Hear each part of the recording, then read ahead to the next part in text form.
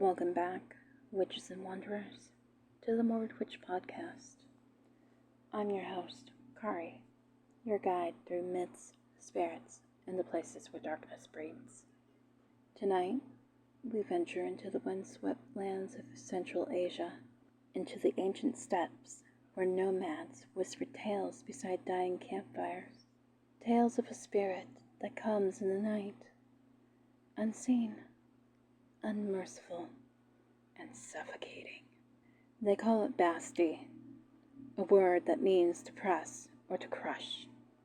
It is the nightmare made flesh, the shadow that sits upon your chest, stealing your breath as you sleep.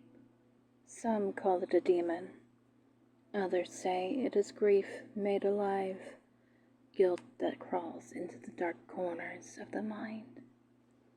Whatever name it wears, tonight we'll meet it.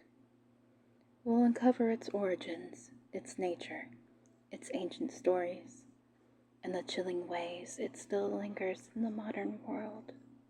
Don't fall asleep. In the folklore of the Turkic peoples, from the Anatolian plains to the far reaches of Siberia, the Basty is a nightmare spirit. Its name comes from the Turkic root, basmak, meaning to press down, and it's precisely what it does. When night falls and the fires burn low, the Basty slips into the tent unseen. It sits upon the chest of the sleeper, its weight heavy as stone.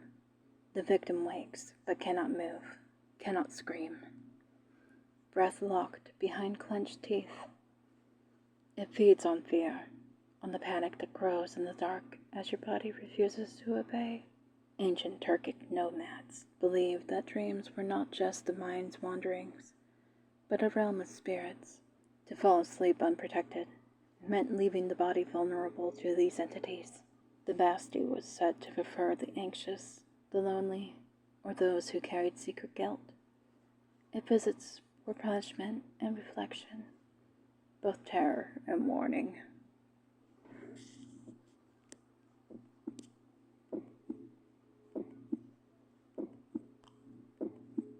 Across centuries, mothers told their children, sleep with an amulet of iron, for the Basty fears cold metal. Sleep near the light of the hearth, for the dark spirit cannot stand the flame. And above all, do not sleep with anger in your heart, or the Basty will find you first.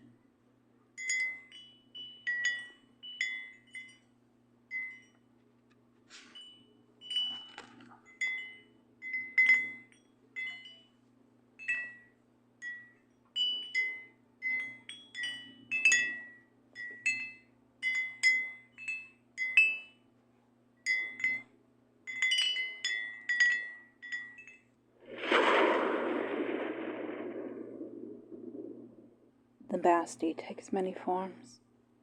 Some say it has none at all. It may come as a dark shadow crawling up the wall, or as a hag with long fingers and a face that shifts like smoke.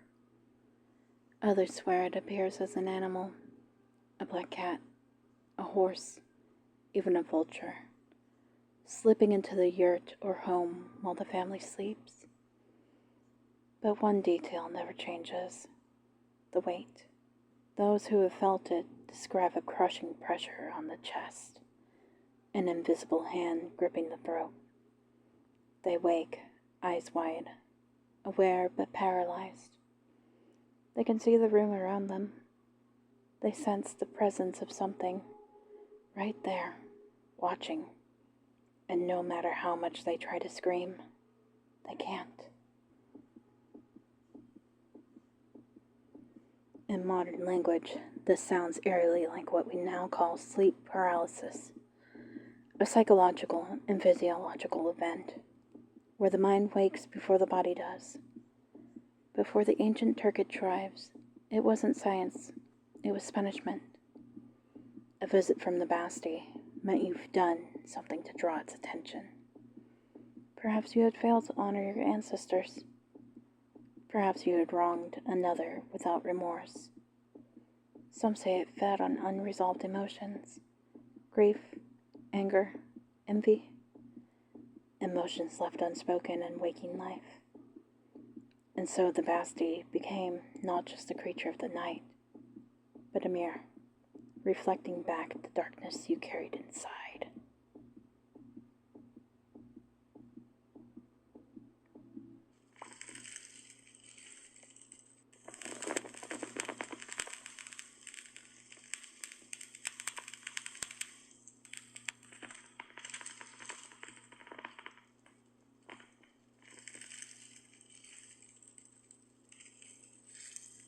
In old folk tales, the Basty was both feared and cunning.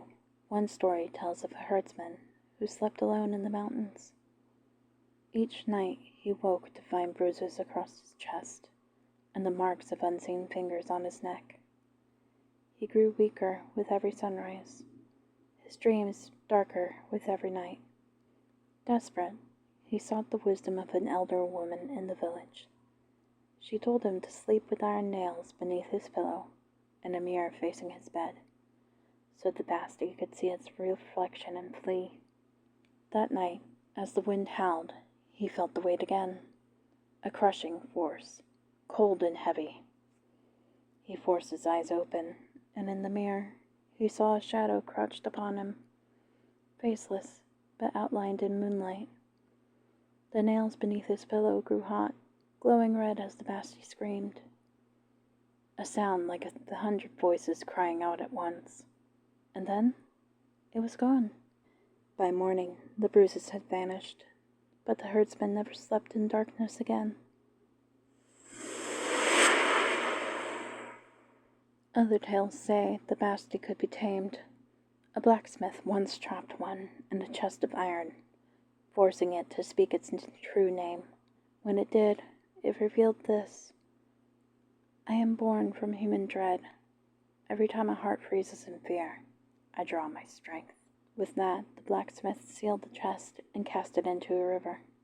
But even now, they say, when the night grows too still, you can hear faint knocking beneath the water's surface.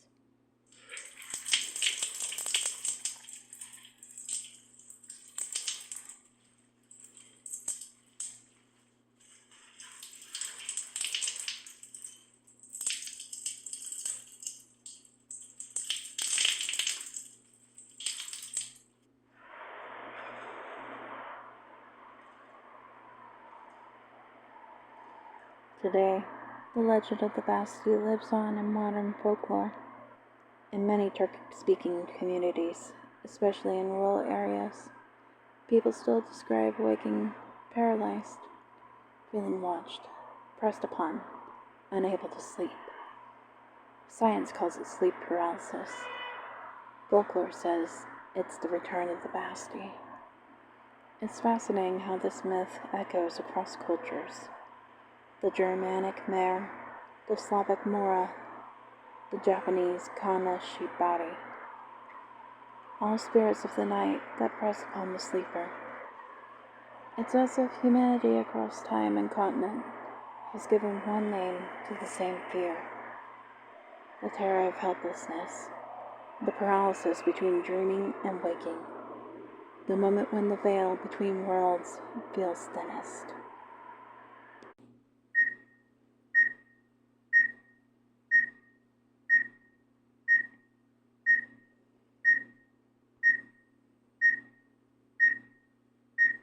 Even today, storytellers and paranormal enthusiasts revisit the Basty, blending ancient superstition with modern anxiety.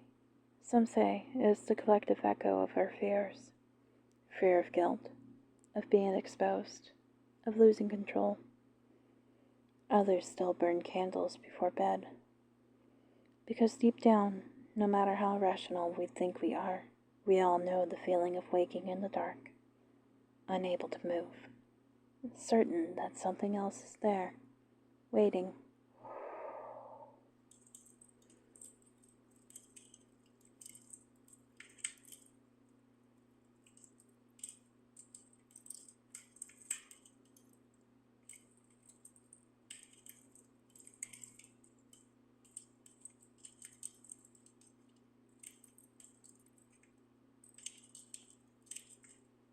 Tonight, we face the shadow that presses upon the chest, the Basty, Spirit of Suffocation, of nightmares, and of the human fear of losing control. It's a reminder that myths are born from our deepest emotions, fear, grief, guilt, and that sometimes the most terrifying monsters are reflections of ourselves.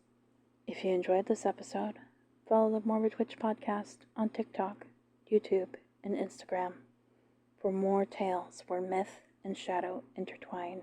Until next time, stay strange, stay spooky, and remember, the shadows are always watching.